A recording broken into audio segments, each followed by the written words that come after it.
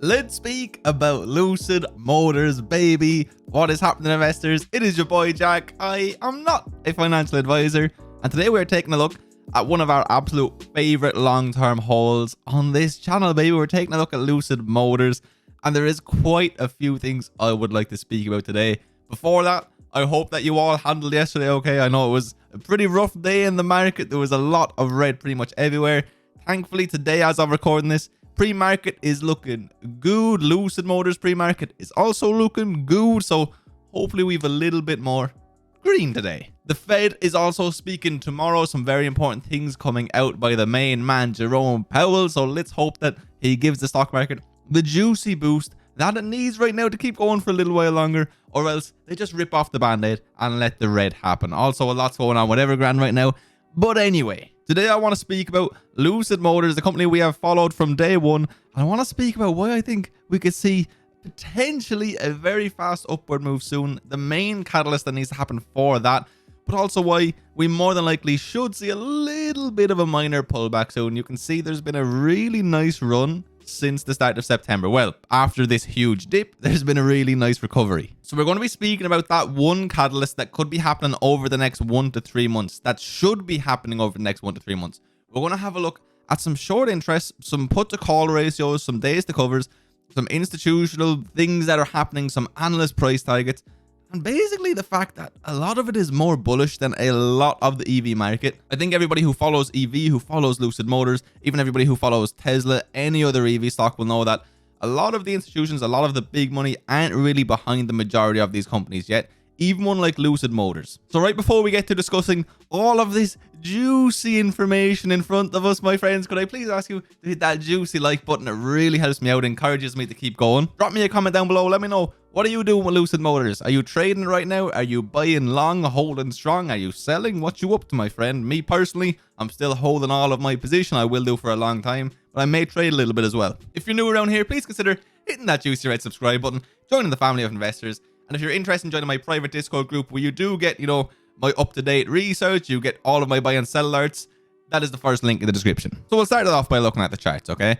And you can see pretty much from the start of July, there's been a solid downtrend. There's been lots of ups and downs. This is a highly volatile company, but it was a very strong downtrend until the company actually gapped down all the way from here, from about $20 a share, all the way very quickly to the mid 15s. And since then, we've started a nice recovery. You will see that the volume as of late, indicated by these little bars here, has been much higher than it was for a considerable period of time. I mean, much higher. Yesterday's volume was at 68 million. Our average volume is 16.8 million. So there has been quite a lot of activity happening here as of late, okay? And that is one thing I want to speak about. We can see the pre-market volume is already creeping up, and there's still more than 4.5 hours until market open as of recording this. I expect the volume to keep up going forwards. So when it comes to Lucid Motors, I'm always keeping up with the news of the company. The most recent relatively large piece of news was this: is Lucid Motors stock a buy as Lucid Air gets EPA rating of 520 miles per charge.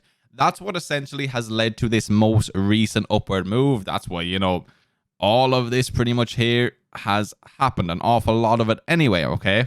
But news aside, I just started looking into a little bit more of what institutions have been doing as of late, the short interest, etc., etc.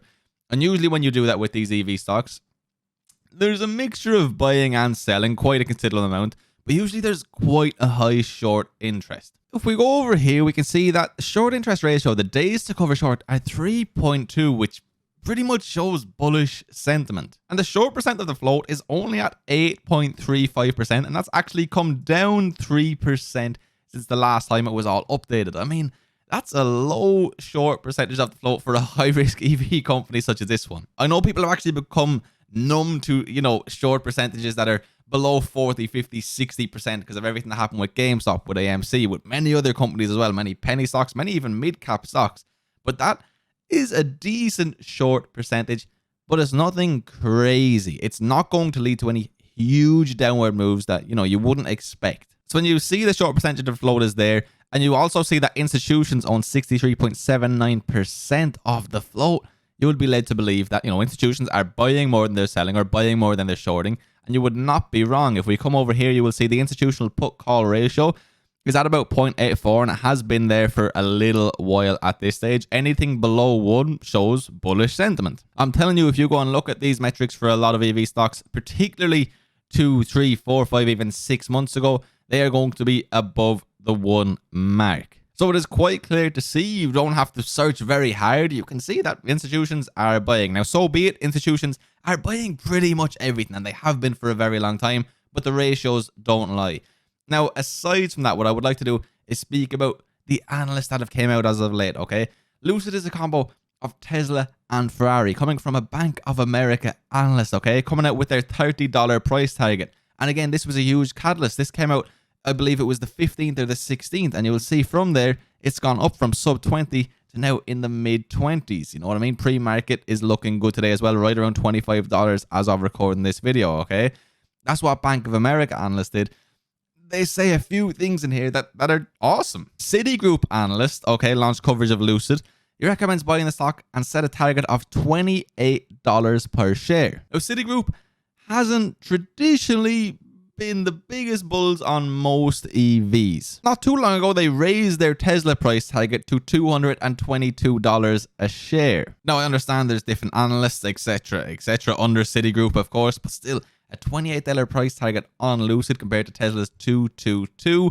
Bullish sentiment from the big money again, from the guys who can move the markets. One thing I personally would like to point out, though, is the 1 hour chart. Look, the RSI is getting to overbought levels.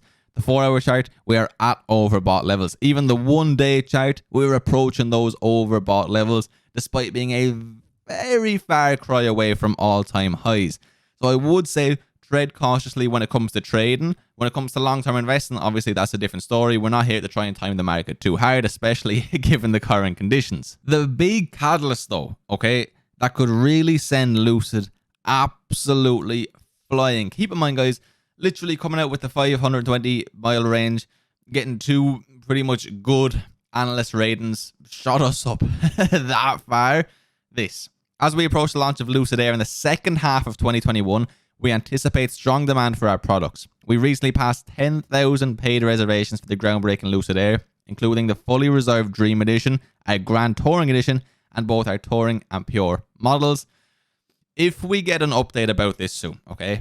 If the car is perfect and if deliveries start in the next, 1 week to 3 months, that is going to be absolutely huge for this company. But it is a big if. Not if it happens, more so when it happens. Lucid, like many other EV companies, has already delayed this in the past, okay? It was meant to have pretty much been rolled out by now. We haven't got much of an update in the last couple of months.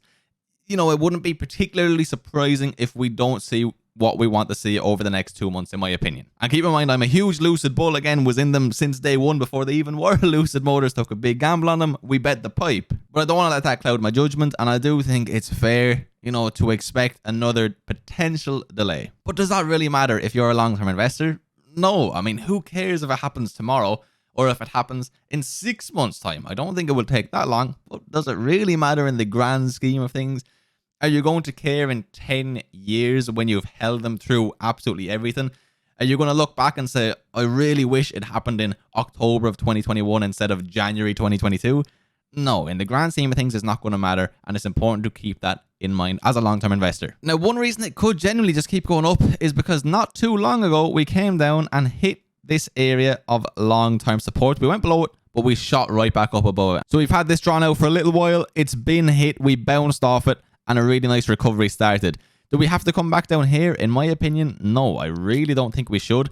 If there is to be a pullback, again, I wouldn't be surprised if we had to come down to around here, the mid-20s, maybe even the 21s. Let the RSI level out a little bit and then go into our next potential small period of consolidation before big news comes and boom, Lucid goes back to the moon, all going well. In regards to a short-term upwards price target, there's a couple to be looking towards. The primary one is literally right at around $30 a share. You can see that they just fell short of it back here at the start of July. I know everybody's going to be saying, when are we going to hit $60, $65 a share? That's going to take a considerable amount of time, okay? That's going to take a lot of work and effort. That's going to take some solid quarterly earnings. That's going to take deliveries. It's going to take execution.